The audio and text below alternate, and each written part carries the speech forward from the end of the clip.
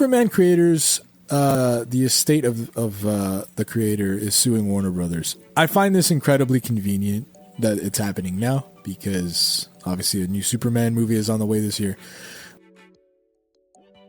But anyway, a little bit of a what's it called? A little bit of a paragraph here from Screen Rant. In a dramatic legal turn, the estate of Joseph Shuster, the co-creator of Superman, has launched a lawsuit against Warner Brothers Discovery and DC Comics. This legal challenge questions decades of corporate control over the Man of Steel and raises pressing issues over profit sharing and creative ownership. Superman standing as one of the most recognizable icons in pop culture. This lawsuit not only revisits historical grievances, but also threatens the DCU's future and release of Superman in certain territories. So, like I said, I feel like the timing is very convenient for the estate to start suing Warner Brothers. There's a lot of people have eyes on this movie. I feel like this is on like maybe number one spots when it comes to most anticipated movies of the year, especially superhero ones. And, you know, I'm kind of interested in it. So I might end up watching this thing. But now they got to face this this battle. And because of that, the movie might be blocked in certain countries. That's crazy. And yeah, it might threaten the whole DCU future plans. So I don't know how James Gunn is going to navigate through this, but I guess, you know, we here at Podcast Fresh like a good court drama, so we'll see how they you know go through with this. But yeah, I don't know. What do you think of that? Just it's weird, right? Like the timing and all that. I think this is probably something that's been lingering in the background for a little while.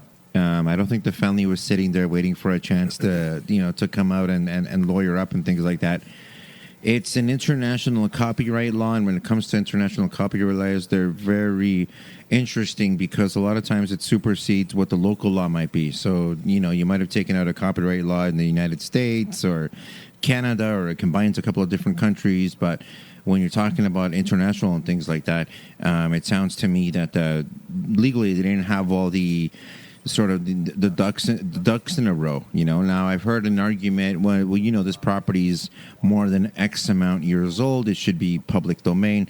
It's not quite as easy as that, especially when there's things like family involved, and the two original people that are involved in the Superman, the creation, they've been deceased for several years now. So this is the family that sort of wants to be sort of, either given a piece of the business or credited or a combination of both. I don't think this is anything that money can't solve at the end of the day. I think, all they have to do is exchange a couple briefcases with some cold, hard cash in it.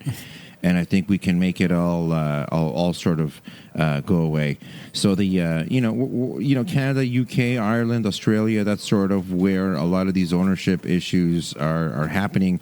These sort of jurisdictions, the current rights for the property is only in the U.S. So you can imagine, right? And when it comes to holding onto your property, what happens when it crosses the ocean and it goes elsewhere? So there's a little bit more to figure out here, but this is very, very big. It can also set a precedent for what might happen in the future with more of these properties. So, and it's a very serious thing. And you're right, the timing doesn't help out Superman, doesn't help out DC, doesn't help out the Warner Brothers, right? So this is something that is going to catch a lot of attention, especially with the movie due out in several months here in the summertime.